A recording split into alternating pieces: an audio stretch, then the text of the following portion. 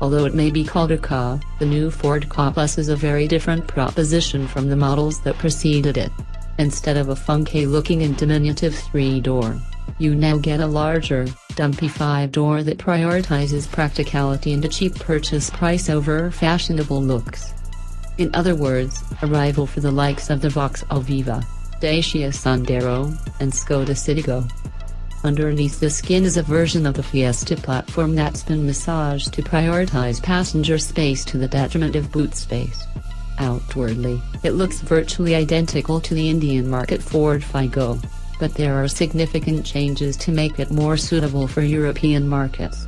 It would seem Ford learned from the criticism leveled at the initial run of EcoSport SUVs.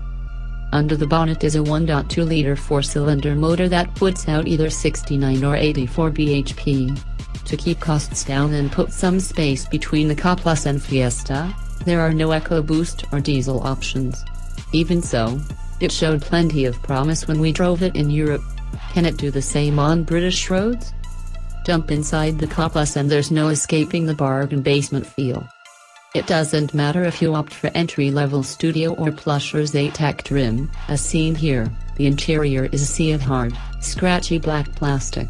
While most of the controls are logically placed and feel solid enough, the heater dials are a little low and the electric mirror switch is a long stretch once you're belted in.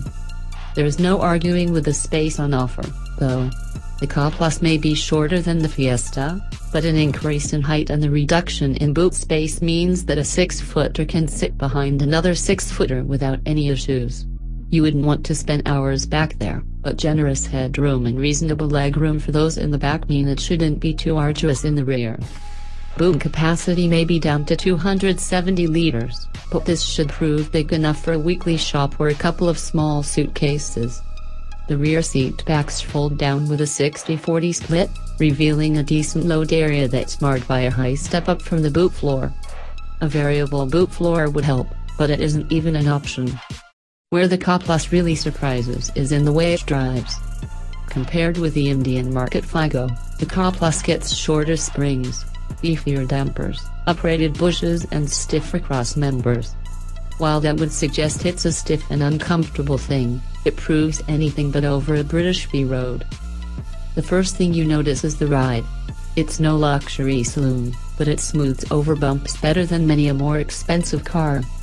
The springs may be shorter, but they have a softness that's lacking in many modern cars.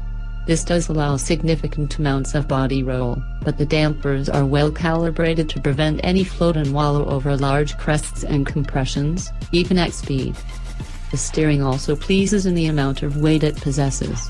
Unlike some rivals, there's a meatiness to it that makes it far less prone to wandering at motorway speeds and even a bit of feel filtering up from the front tires. As good as the chassis is, it does highlight the shortcomings of the 1.2-liter engine.